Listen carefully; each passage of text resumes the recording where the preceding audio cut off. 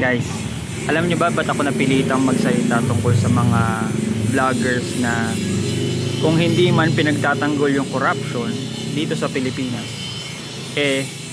yung mga lumalaban pa sa corruption yung kino-content, dinidiscredit. Punong-puno na ng corruption ang balita.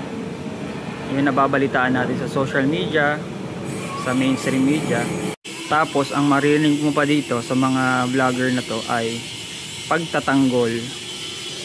Tapos kung hindi man pagtatanggol, yung lumalaban sa korupsyon, katulad ni Mayor Magalong, yun ang tinitira nila.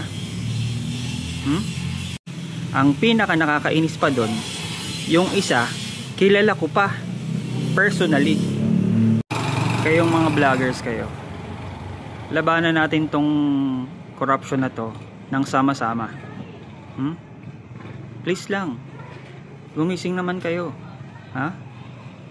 So yun lang guys, good morning and God bless.